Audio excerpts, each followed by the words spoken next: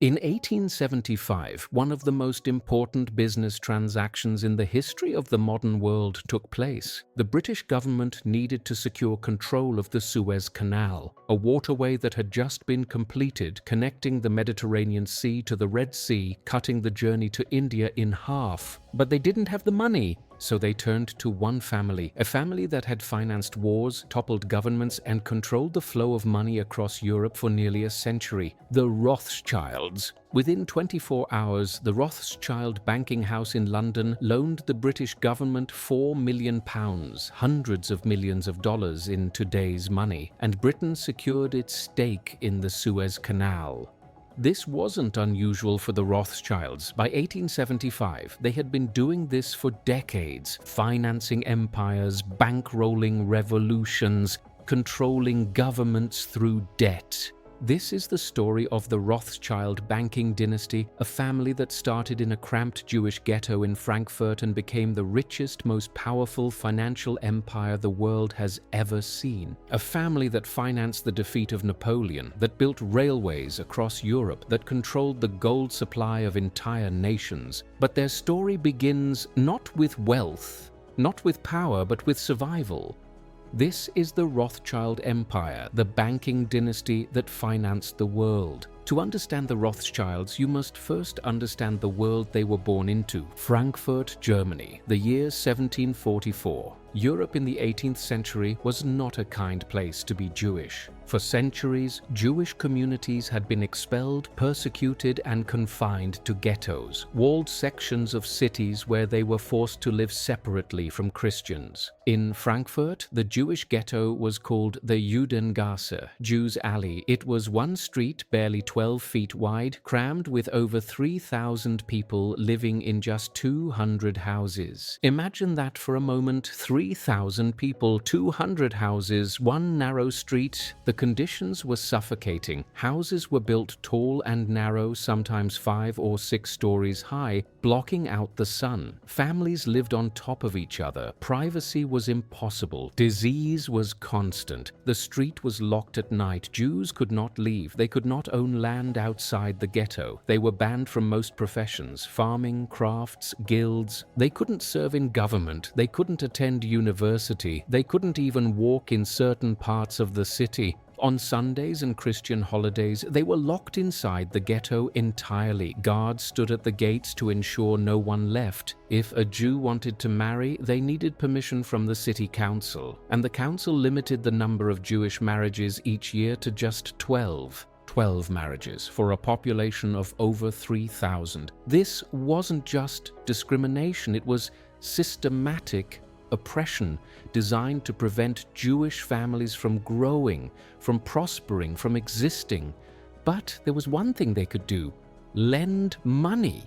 You see, Christian law forbade usury, charging interest on loans. It was considered a sin. The Bible condemned it. The Catholic Church banned it. But someone had to provide credit to loan money to merchants and princes who needed capital for trade, for wars, for building projects. So Jewish families filled that role. They became the bankers of Europe, not by choice, but by necessity, and they were hated for it. They were called greedy, parasites, accused of controlling economies from the shadows, blamed for every financial crisis, every war, every famine. When kings and princes couldn't pay back their loans, they would sometimes simply expel the Jewish community and seize their assets. Problem solved. In England, the entire Jewish population was expelled in 1290 and not allowed to return for nearly 400 years. In Spain, hundreds of thousands of Jews were expelled in 1492, the same year Columbus sailed to America.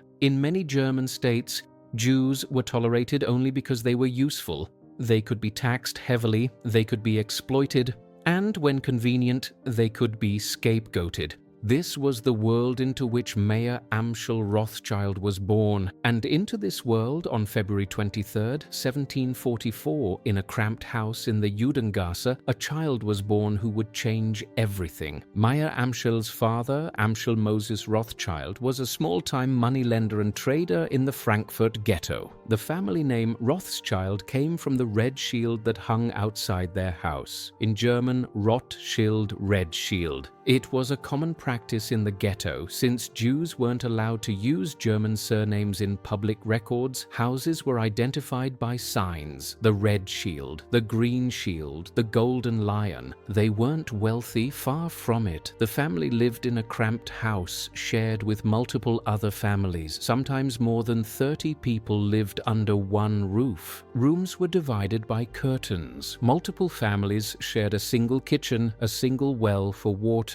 Children slept 3 or 4 to a bed. Space was so limited that people would rent sleeping shifts. You could rent a bed for 8 hours while someone else used it the other 16. But despite the poverty, despite the oppression, Jewish families in the Judengasse valued one thing above all else: education. Mayer was a bright child. His father recognized this immediately and sent him to a Jewish school where he studied Hebrew, the Talmud, Jewish law, and mathematics. Jewish culture placed enormous emphasis on literacy and learning. While peasant children across Europe remained illiterate, Jewish boys were expected to read and study from an early age. This gave them a crucial advantage. In a world where most people couldn't read or write, Jews could keep records, draft contracts, calculate interest, understand law. Mayer excelled at mathematics. He had a natural talent for numbers, calculating exchange rates, understanding compound interest, assessing risk. His father dreamed that Mayer might become a rabbi, a teacher, a spiritual leader. But when Mayer was just 13 years old, disaster struck. First his mother died, then his father. Within months, Mayer Amschel Rothschild was an orphan. Orphaned, alone, with no inheritance, most children in this situation would have been destroyed. They would have ended up begging in the streets or working as servants for wealthier families.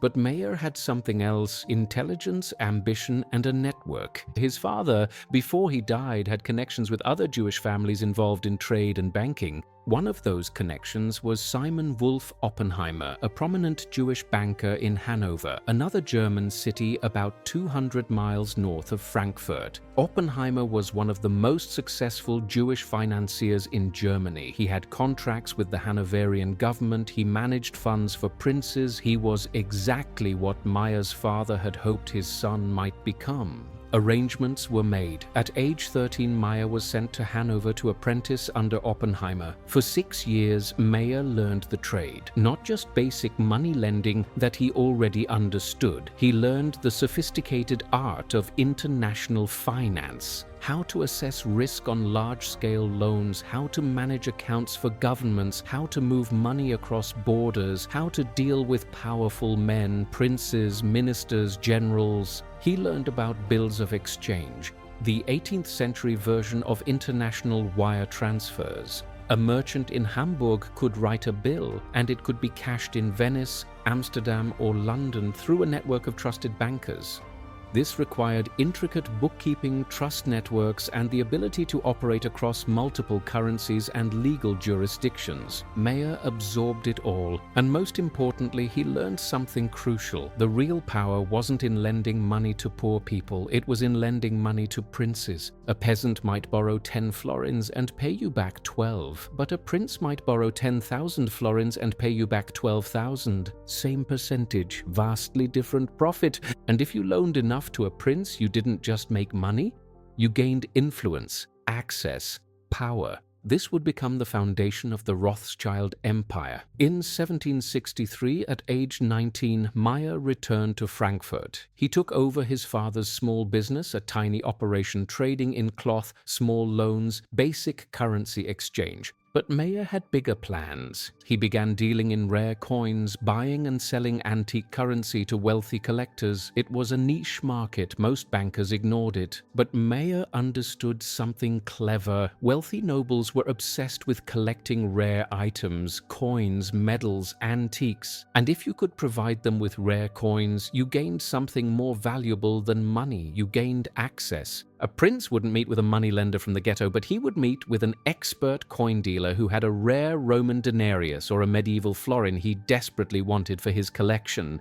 Meyer began traveling to estates, to auctions, to private collections. He developed expertise. He could authenticate coins, assess their value, trace their history, and he cultivated relationships. One of his clients was Wilhelm, the Crown Prince of Hesse-Kassel, one of the wealthiest royal families in Germany. Wilhelm was obsessed with coin collecting. He had a massive collection, but he always wanted more. Rare specimens, unique pieces. Meyer cultivated this relationship carefully, always respectful, always reliable. He would offer rare coins at favorable prices. He would provide expert advice. He would go out of his way to find exactly what Wilhelm wanted. And slowly, over years, Wilhelm came to trust him. In 1769, Meyer was granted the title of court agent to the Prince of Hesse-Kassel. It was a minor title. It came with no salary, no real power, but it gave Meyer something far more valuable: legitimacy. Now he wasn't just a Jewish moneylender from the ghetto. He was a court agent, a banker to royalty. He could put the Hesse-Kassel coat of arms on his business documents. He could introduce himself with a title. Doors that had been closed to him suddenly opened. And Meyer was just getting started. By 1785, Prince Wilhelm inherited his father's fortune and became Wilhelm IX, Landgrave of Hesse-Kassel. He was one of the richest men in Europe. How did a prince of a relatively small German state become so wealthy? He rented out soldiers. Hesse-Kassel was a small territory, not particularly rich in resources, not particularly powerful militarily compared to Prussia or Austria. But it had one asset: a large, well-trained army, and European monarchs were constantly fighting wars. They needed soldiers. Wilhelm's father and grandfather had turned Hesse-Kassel into a mercenary state. They trained soldiers and rented them out to other countries. During the 7 Years' War, Hesse-Kassel provided troops to Britain. During the American Revolution, Britain hired thousands of Hessian soldiers to fight the colonists. Over 30,000 Hessian troops were sent to America. Wilhelm was paid enormous sums for each soldier, and since most of the soldiers never returned, killed in battle, or deserting to start new lives in America, Wilhelm pocketed the ongoing payments. It was a brutal but incredibly profitable business. By the time Wilhelm inherited the title, he had accumulated millions of florins, one of the largest private fortunes in Europe, and Meyer Amschel Rothschild became his personal banker. This was the breakthrough Meyer had been working toward for decades. He didn't just manage Wilhelm's coin collection anymore. He managed his entire fortune. He invested Wilhelm's money. He arranged loans. He moved funds across Europe. This gave Meyer access to enormous capital, and more importantly, it gave him connections to other European governments. When a prince in another German state needed a loan, Wilhelm might provide it, and Meyer would arrange the transaction, taking a commission. When the Austrian Empire needed to borrow money, Meyer could facilitate it using Wilhelm's funds. He became a middleman between the wealthiest prince in Germany and the governments of Europe. But Meyer understood that to truly build an empire, he needed to think bigger. He needed to expand beyond Frankfurt, beyond Germany. He needed a network. And so he made a decision that would define the Rothschild dynasty for the next century. He would send his sons across Europe. Meyer Amschel Rothschild had 5 sons and 5 daughters. In traditional Jewish families, daughters would marry into other families. Sons would continue the family business. Meyer's 5 sons were Amschel, Salomon, Nathan, Carl, and James, and Meyer had a plan for each of them. Amschel, the eldest, would stay in Frankfurt and run the headquarters. Salomon would go to Vienna, the capital of the Austrian Empire, the political heart of Central Europe.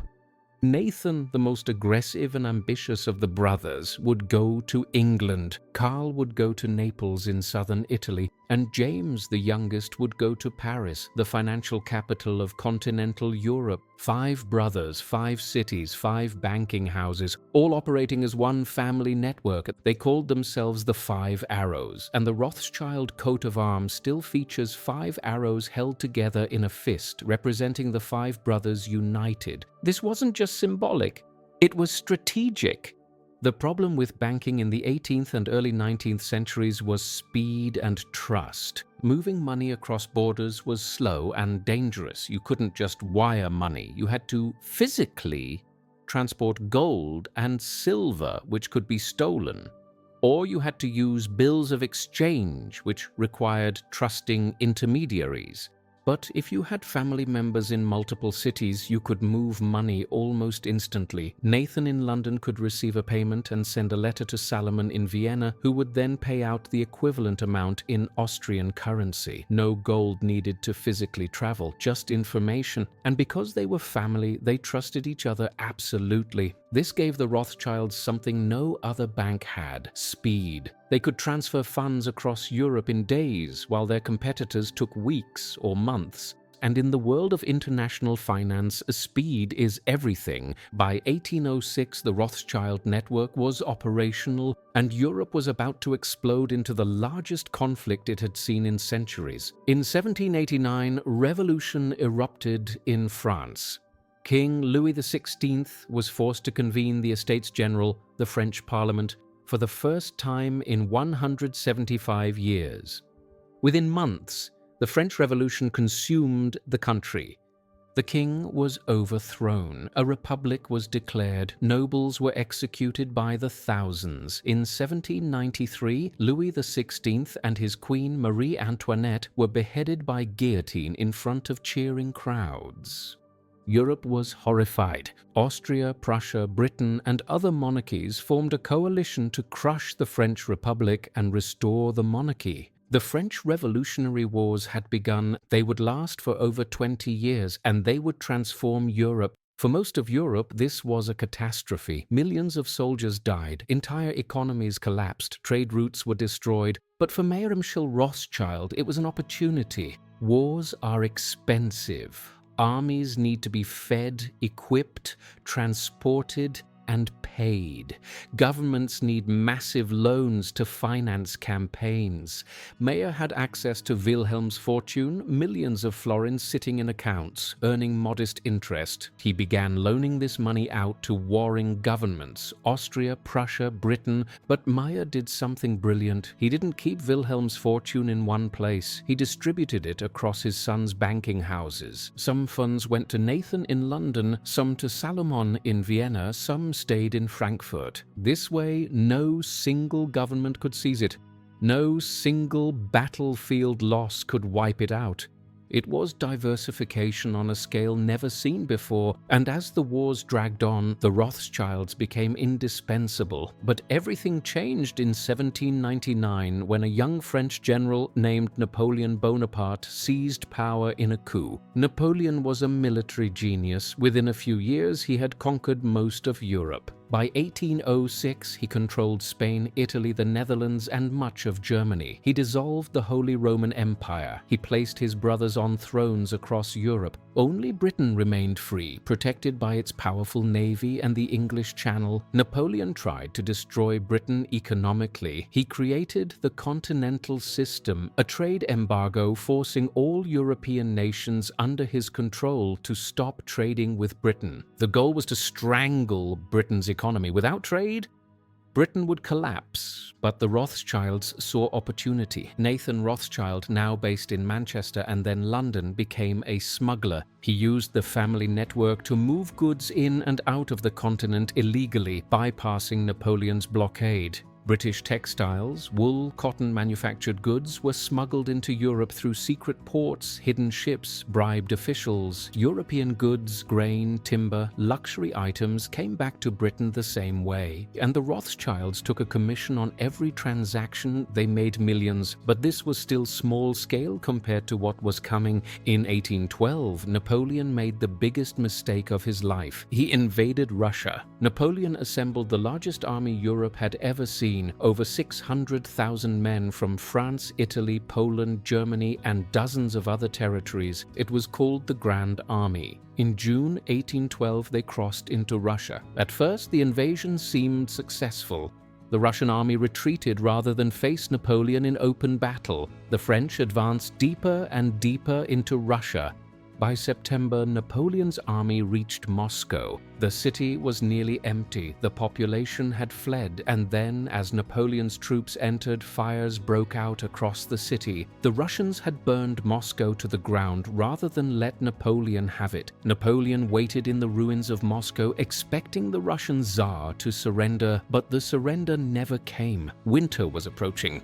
Napoleon's supply lines were stretched to the breaking point. His army was deep in hostile territory with no food, no shelter, and no way to sustain itself through a Russian winter. In October, Napoleon gave the order to retreat. It became one of the greatest disasters in military history. As the Grand Army retreated, Russian forces harassed them constantly. Cossack cavalry attacked supply wagons. Peasants ambushed stragglers. Then winter arrived early. Temperatures plunged to 30 below zero. Soldiers froze to death by the thousands. Horses collapsed and died. Equipment was abandoned. Men starved. They ate their horses, then they ate their boots. Discipline collapsed. The Grand Army became a mob of freezing, starving refugees desperately trying to escape Russia. By the time Napoleon reached the safety of Poland, his army was destroyed. Of the 600,000 men who entered Russia, fewer than 100,000 made it back. It was the beginning of the end for Napoleon, and the Rothschilds were perfectly positioned to profit from his downfall. In 1813, a new coalition formed against Napoleon. Britain, Russia, Prussia, Austria, Sweden.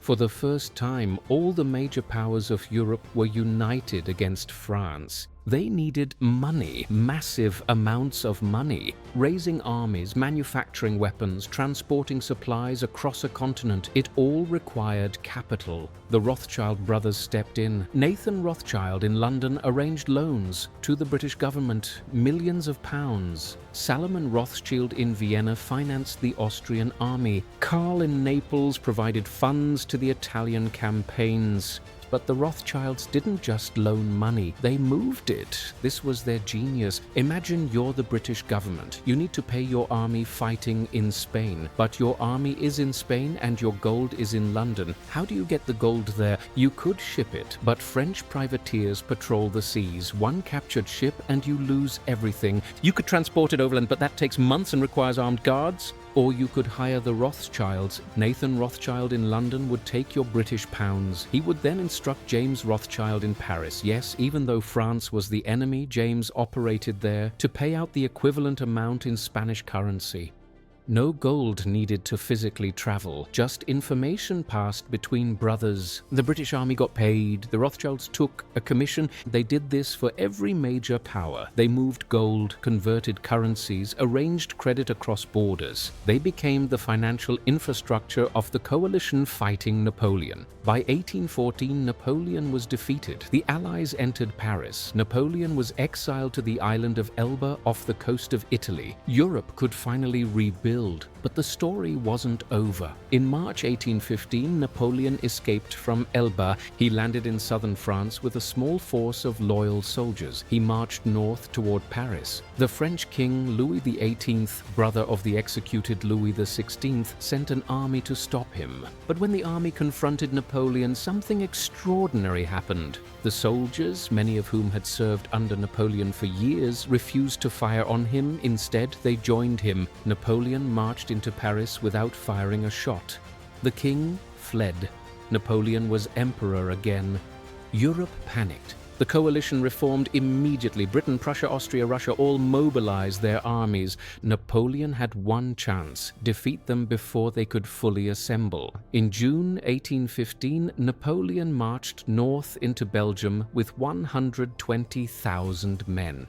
The British army under the Duke of Wellington took up position near a small Belgian town called Waterloo. The Prussian army under Field Marshal Blücher was marching to join them. On June 18, 1815, the battle began. It was one of the most important battles in history. The fighting raged all day. Napoleon's troops attacked repeatedly. The British lines bent but didn't break. Wellington's famous order, "Stand firm."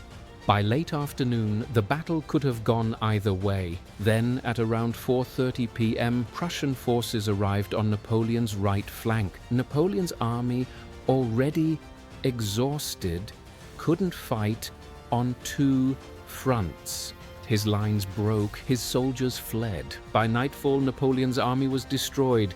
Napoleon abdicated 4 days later. He was exiled again, this time to St. Helena, a remote island in the South Atlantic, where he would die 6 years later. The Napoleonic Wars were finally over, and Nathan Rothschild in London made the trade of his life. What happened next has become one of the most famous and controversial stories in financial history. Nathan Rothschild had something no one else had: a private intelligence network. He employed couriers, fast riders and fast boats, who brought him news faster than official government channels. On the evening of June 18, 1815, while the Battle of Waterloo was still being fought, a Rothschild courier was already riding toward the Belgian coast. He carried news of the battle's outcome. Napoleon was defeated. Wellington had won. The courier reached the coast, boarded a boat, and crossed the English Channel through the night. By dawn, on June 20th, he reached Nathan Rothschild in London. Nathan now knew something the rest of the financial world didn't. Britain had won. The British government wouldn't receive official word for another 24 hours. And Nathan used that information. The London Stock Exchange was in chaos. No one knew who had won the battle. Rumors flew in every direction. British government bonds, called consols, were fluctuating wildly.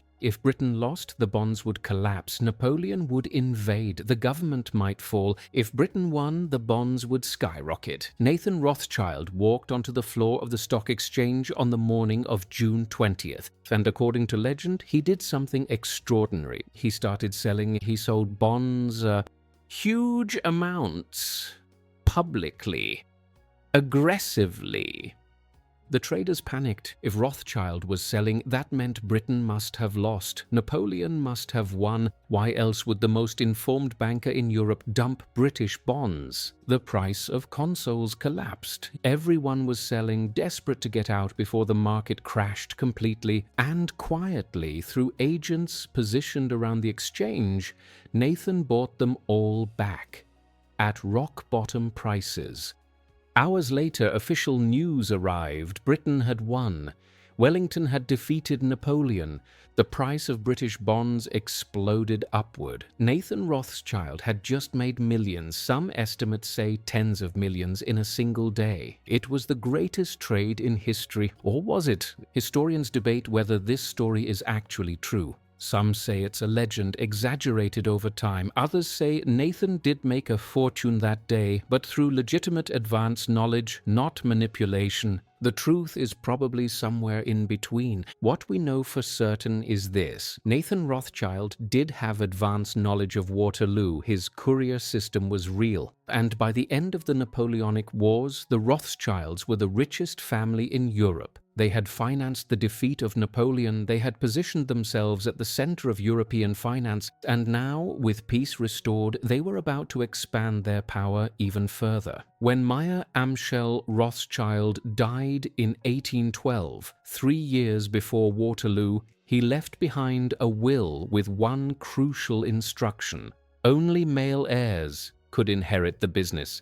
Daughters would receive dowries, but no share of the banking operations. And most importantly, the brothers must work together. They must never divide the business. The 5 sons honored this completely. They operated as one unit, coordinating across borders, sharing information, pooling resources, and they expanded aggressively. In the 1820s and 1830s, Europe was rebuilding after decades of war. Governments needed loans to repair infrastructure, stabilize currencies, pay off war debts. The Rothschilds provided those loans to Britain, to France, to Austria, to Prussia, to Russia, but they didn't just loan money, they bought government bonds. This gave them something extraordinary: leverage. If you loan a government money once, you're a creditor, but if you hold large amounts of a government's debt, you become essential. If that government wants to borrow more, and they always wanted to borrow more, they had to keep you happy. They had to maintain stable policies. They had to honor their debts. Because if you, the bondholder, lost confidence and sold your bonds, the market would panic, the currency would collapse. The Rothschilds understood this power. Nathan Rothschild in London became so powerful that he was essentially the Bank of England's banker. When Britain faced a liquidity crisis in the 1820s, when the currency was unstable and confidence was shaking, Nathan personally loaned the government millions of pounds to stabilize the situation. The British government literally could not function without Rothschild money. In 1833, Britain passed the Slavery Abolition Act, ending slavery across the British Empire. But there was a problem. The government had to compensate slave owners for their property. The total cost, £20 million, an astronomical sum, equivalent to about 40% of the government's annual budget. The government didn't have that money? So they borrowed it, and Nathan Rothschild arranged the loan, £15 million, one of the largest loans in history at that time. It's a complicated legacy. The Rothschilds helped finance the end of slavery, but they also financed compensation to slave owners, not the enslaved people themselves. But it shows the scale of their power. The British Empire itself depended on Rothschild credit. Meanwhile, in Vienna, Salomon Rothschild was doing the same with the Austrian Empire. In Paris, James Rothschild, the youngest brother, became the most powerful banker in France.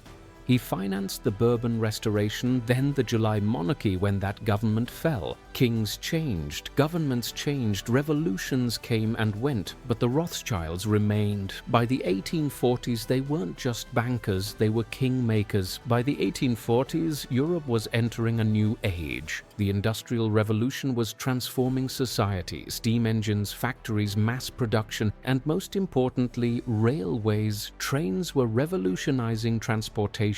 They could move goods and people faster than ever before. They could connect cities, nations, entire continents. But building railways was enormously expensive. You needed to buy land, lay tracks, build stations, purchase locomotives and cars. A single railway line could cost millions. Most investors were too cautious, the risk was too high. But the Rothschilds saw opportunity. James de Rothschild in Paris became the railway king of France. He financed the construction of the Chemin de Fer du Nord, the Northern Railway, connecting Paris to the industrial regions of northern France and Belgium. By 1846, James controlled over 40% of France's railway network. He wasn't just financing railways, he owned them. Salomon Rothschild did the same in Austria, financing the Kaiser Ferdinand's Nordbahn, the Emperor Ferdinand Northern Railway, connecting Vienna to the salt mines of Galicia. Karl Rothschild financed railways in Italy.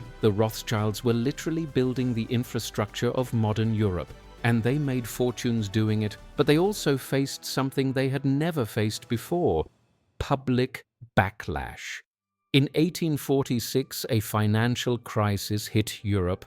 Railway speculation had gotten out of control, too many lines had been built, many were unprofitable, stock prices collapsed, investors lost fortunes, and people blamed the Rothschilds. Pamphlets circulated accusing them of manipulating markets. Political cartoons portrayed them as greedy parasites sucking the wealth from honest workers. Anti-Semitic conspiracy theories spread. The Rothschilds were secretly controlling governments. They were manipulating wars for profit. They were part of a Jewish plot to dominate the world. None of it was true, but the myths persisted. The Rothschilds had become too powerful, too visible, and in times of crisis, people needed someone to blame.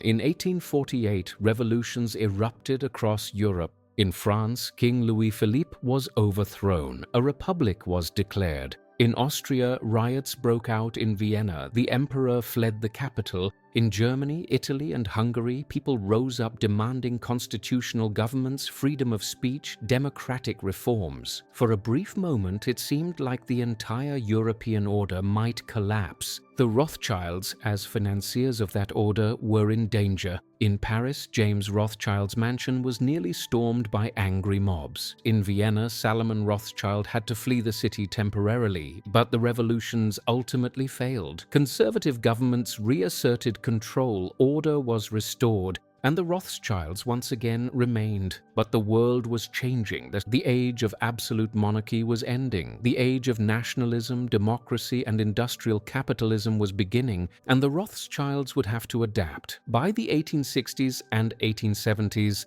a new generation of Rothschilds was taking over. Nathan Rothschild had died in 1836. His son, Lionel, now ran the London house. James in Paris was still active, but his sons were learning the business. The family was no longer the outsiders from the Frankfurt ghetto. They were aristocrats. They had been granted noble titles by Austria and France. They owned palaces, they collected art, they married into European nobility, but they hadn't lost their edge. In 1869, one of the greatest engineering projects in history was completed: the Suez Canal. A French company, led by Ferdinand de Lesseps, had dug a canal through Egypt connecting the Mediterranean Sea to the Red Sea. It was 120 miles long, it had taken 10 years and over 1 million workers to build, and it changed global trade overnight. Before the canal, ships traveling from Europe to India had to sail around the entire continent of Africa, a journey of months. Now they could cut through Egypt. The journey was shortened by thousands of miles, weeks instead of months. The Suez Canal was one of the most strategically important waterways in the world,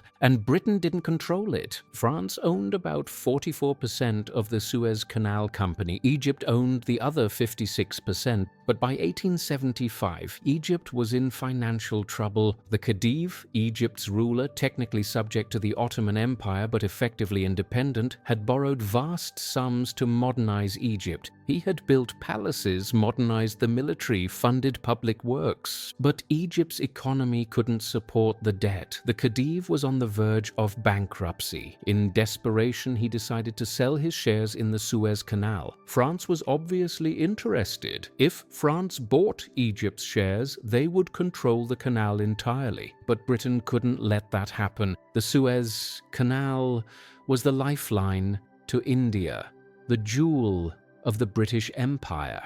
If France controlled it, they could theoretically cut off British access. The British Prime Minister, Benjamin Disraeli, wanted to buy the shares immediately. But there was a problem. Parliament wasn't in session. He couldn't get approval for the funds, and the purchase had to happen quickly, or France would seize the opportunity. Disraeli sent a messenger to Lionel de Rothschild, Nathan's son, now the head of the London house. The message was simple: I need £4 million. Immediately, can you do it? According to legend, Lionel was eating a grape when the messenger arrived, and he finished chewing, swallowed, and said, "Oh, what is your security?" The British government. Lionel paused, thought for a moment, then said, "You shall have it." Within 24 hours, the Rothschild Bank arranged the loan. Britain bought the shares, and the Suez Canal, one of the most strategic waterways in the world, was now under British-French joint control, with Britain holding the larger stake. Disraeli sent Lionel a note. "It is just settled. You have it, madam." He was writing to Queen Victoria, informing her that Britain now controlled the canal, But none of it would have been possible without Rothschild money. The Rothschilds had just helped Britain secure one of the most important strategic assets of the 19th century, and Lionel de Rothschild became a legend in British finance. But the Suez Deal was just one example of the family's global reach. By the 1870s and 1880s, the Rothschilds were operating on every continent. The Rothschilds weren't just European bankers anymore, they were global financiers. In 1822, the Rothschilds had helped finance Brazil's independence from Portugal, issuing bonds that gave the new Brazilian empire the capital it needed to establish itself. In the 1850s and 1860s, they financed railway construction in the United States, linking the industrial North with the expanding West. In South America, they financed mining operations in Chile and Peru, extracting copper and silver. But their most significant expansion came in Africa. In the 1880s, the scramble for Africa began, European powers racing to colonize the African continent. Britain wanted to control a continuous stretch of territory from Cairo in the north to Cape Town in the south. This required massive infrastructure investment,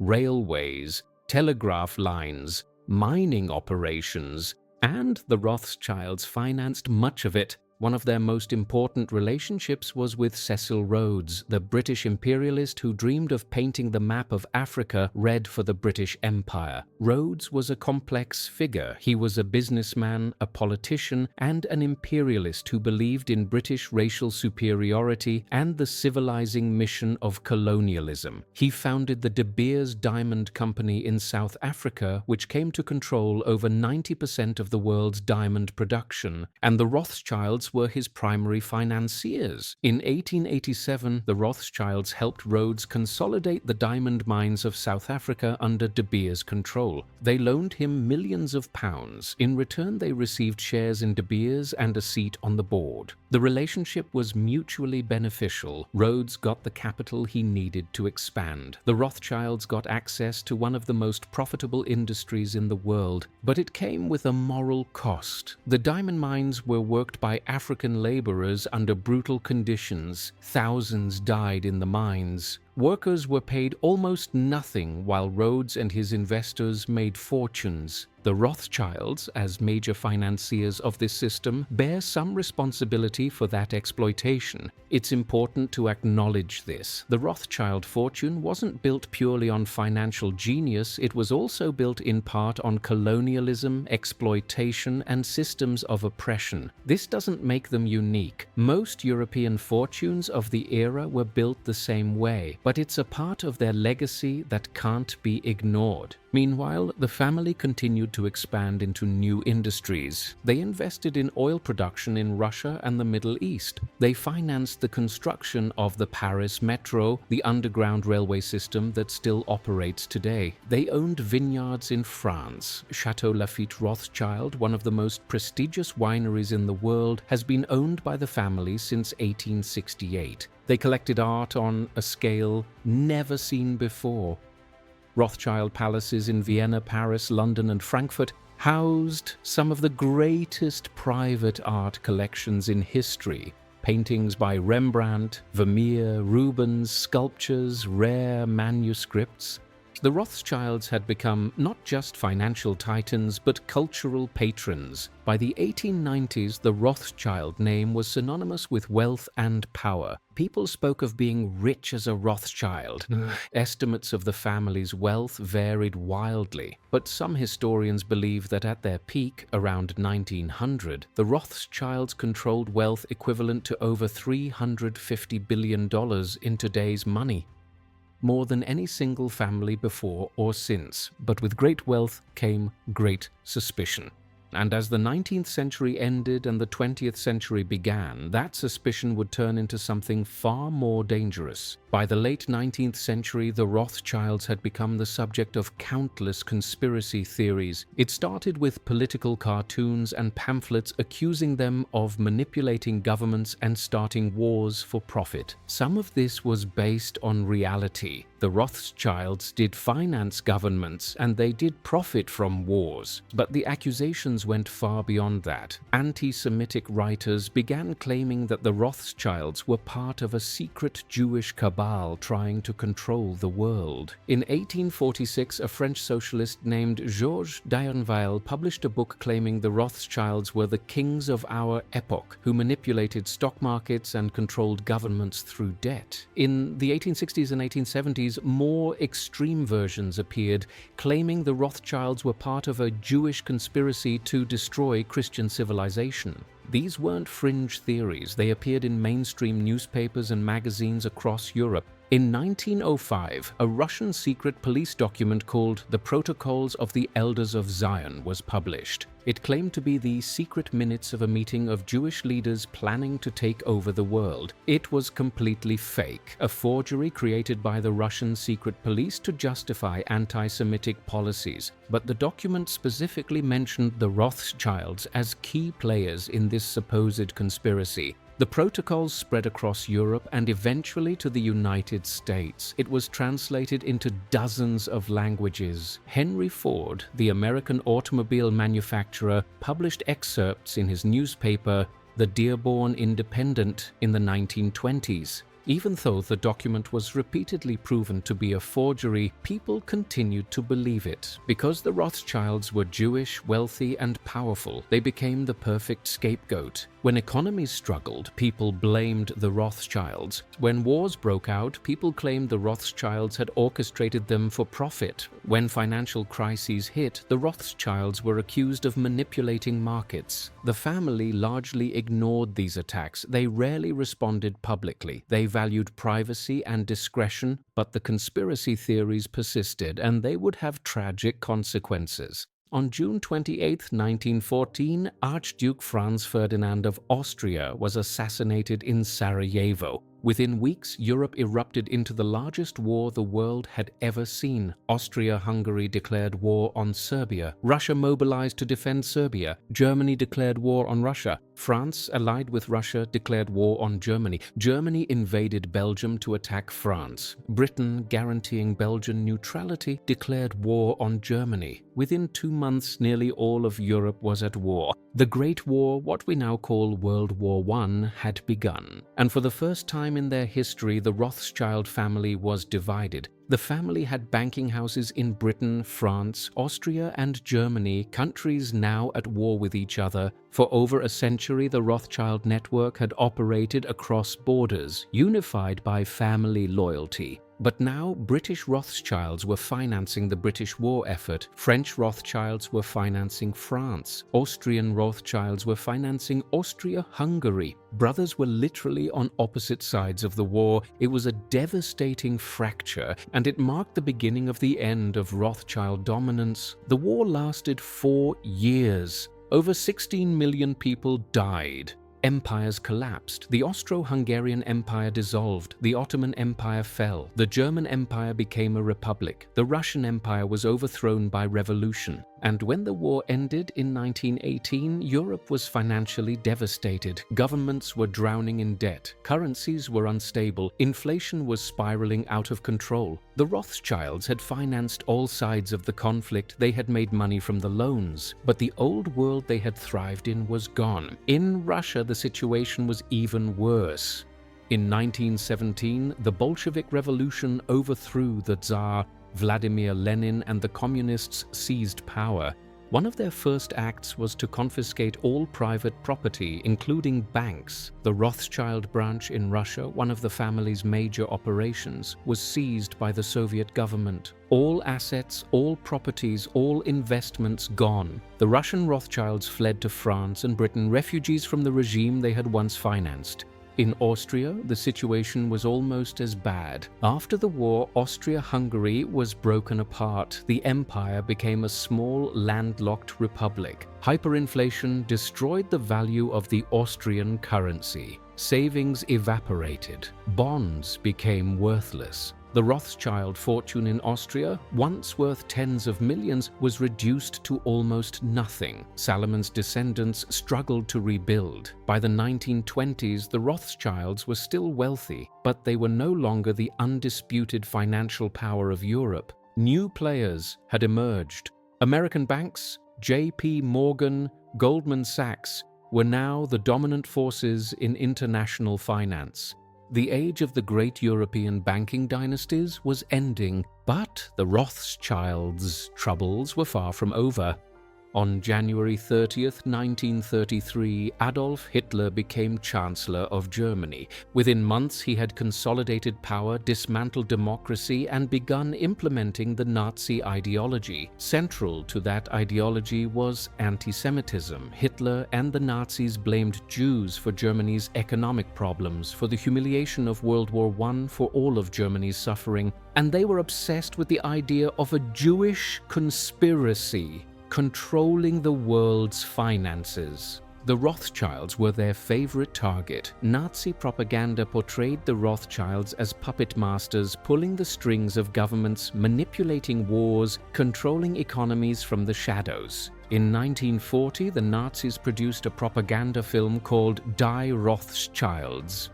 It depicted the Rothschild family as greedy, manipulative villains who had orchestrated the Napoleonic Wars to enrich themselves at Europe's expense. It portrayed Nathan Rothschild as a sinister figure, laughing as British soldiers died at Waterloo. None of it was true, but millions of Germans watched the film and believed it. The Rothschilds became the symbol of everything the Nazis claimed to be fighting against. And in March 1938, Nazi Germany annexed Austria in what was called the Anschluss. The Rothschild Palace in Vienna, one of the grandest buildings in the city, was seized immediately. Louis de Rothschild, the head of the Austrian branch of the family, was arrested by the Gestapo. He was held prisoner for over a year. The Nazis demanded a ransom, the family's entire fortune in Austria. Louis refused at first, but eventually, under pressure and threats, he agreed. In exchange for his release, the Rothschild family surrendered all their Austrian assets: steel factories, coal mines,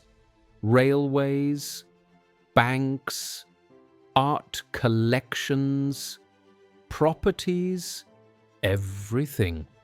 Louis was released in 1939 and fled to the United States. The Rothschild Empire in Austria, built over more than a century, was gone. In France, the situation was similar. When Germany invaded France in 1940, the Nazis immediately targeted the Rothschild properties. The Château de Ferrières, the massive Rothschild estate outside Paris, was seized and turned into a Nazi headquarters. Hermann Göring, the head of the Luftwaffe and one of Hitler's top deputies, personally looted the Rothschild art collections. He took paintings, sculptures, rare books, and shipped them back to Germany. Thousands of pieces of priceless art were stolen. Most of the French Rothschilds escaped to Britain or the United States before the occupation, but not everyone was so lucky. Extended family members, cousins, relatives who couldn't escape or went into hiding were hunted down. Some died in concentration camps. The Holocaust didn't just target the Rothschilds specifically, but it destroyed entire branches of the family along with millions of other Jews. By 1945, when World War II ended, the Rothschild banking empire was shattered. The Russian branch gone, the Austrian branch gone, the German branch destroyed by the Nazis, the French branch looted and scattered. Only the British branch remained relatively intact. The greatest banking dynasty in history had been brought to the edge of extinction. After World War II, the Rothschilds faced a choice. They could walk away, retire quietly, live off what remained of their wealth, or they could rebuild. They chose to rebuild. In London, the Rothschild Bank reopened and began financing Britain's post-war reconstruction. In Paris, the French Rothschilds returned from exile and reclaimed what they could of their properties. The Château de Ferrières was recovered, though much of the art collection was lost forever. In 1953, Edmond de Rothschild played a key role in financing the new state of Israel. The connection between the Rothschilds and Israel goes back to 1917, when British Foreign Secretary Arthur Balfour sent a letter to Lord Walter Rothschild declaring Britain's support for a national home for the Jewish people in Palestine. It became known as the Balfour Declaration, and it was addressed to a Rothschild. Edmund helped fund early Israeli infrastructure projects, water systems, agriculture, industry. The Rothschilds also diversified beyond banking. They invested in mining operations around the world. They expanded their wine business. Chateau Lafite Rothschild and Chateau Mouton Rothschild became two of the most famous wineries on earth. They moved into real estate, owning properties in London, Paris, New York, but they were no longer the dominant force in global finance. The 20th century belonged to new powers. American investment banks like J.P. Morgan, Goldman Sachs, and later firms like Lehman Brothers and Bear Stearns dominated international finance. Oil tycoons like Rockefeller, Getty, and the Saudi royal family controlled energy markets. Tech billionaires like Bill Gates, Steve Jobs, and later Jeff Bezos and Elon Musk built fortunes that dwarfed anything the Rothschilds had at their peak. The age of the great European banking dynasties was over, but the Rothschild name still carries weight. Today, Rothschild & Company, the family's investment banking firm, still operates. It has offices in London, Paris, New York, Hong Kong, and dozens of other cities. It manages billions of dollars in assets. It advises governments and corporations on mergers, acquisitions, and financial strategy. But it's not the dominant global force it once was. Goldman Sachs is larger. J.P. Morgan is more influential. BlackRock and Vanguard manage trillions. The Rothschilds are still wealthy, extraordinarily wealthy by any standard, but the family's fortune is dispersed now. Dozens of descendants across multiple countries, each with their own investments, their own businesses, their own lives. Some estimates put the family's total combined wealth at $400 billion to $500 billion. Others say that's wildly inflated, and the real figure is closer to $10 billion to $20 billion. The truth is, no one really knows. The Rothschilds value privacy above all else. They don't appear on Forbes billionaire lists, they don't give interviews, they don't seek publicity, which ironically only fuels more conspiracy theories. To this day, the Rothschilds are blamed for everything from economic crises to wars to secret plots to control governments. These theories persist online, in fringe media, in certain political circles, but they're based on myths, not reality. The Rothschilds are not secretly controlling the world. They don't have trillions of dollars hidden away. They don't manipulate governments or start wars. They're a wealthy banking family with a long history and a complicated legacy. They financed empires, they funded wars, they built industries. They also benefited from colonialism, from exploitation, from systems of inequality. They were victims of horrific persecution, driven from their homes, robbed of their wealth, murdered in the Holocaust. And they survived. They rebuilt, they adapted. The Rothschild story is a story of ambition, brilliance, survival, and resilience. It's a story of how one family, starting with nothing in a cramped ghetto, built the greatest financial empire in history. They showed that in the modern world, money is power. Not armies, not titles, not even royal blood. Money. And no family understood that better or wielded that power more effectively than the Rothschilds. From Meyer Amschel counting coins in the Frankfurt Judengasse, to Nathan financing the defeat of Napoleon, to Lionel securing the Suez Canal for Britain, to the family's survival through 2 world wars and the Holocaust, the Rothschild Empire changed the world. They financed the defeat of Napoleon. They funded the abolition of slavery in Britain. They built the railways that connected Europe. They helped create the State of Israel. But they also profited from wars. They benefited from colonialism. They operated in systems of exploitation. Their legacy is complex, as all legacies are. But one thing is undeniable. For over a century, one family financed the world. They were the bankers to kings and emperors. They were the power behind thrones. They were the Rothschilds. This has been Bloodline Chronicles.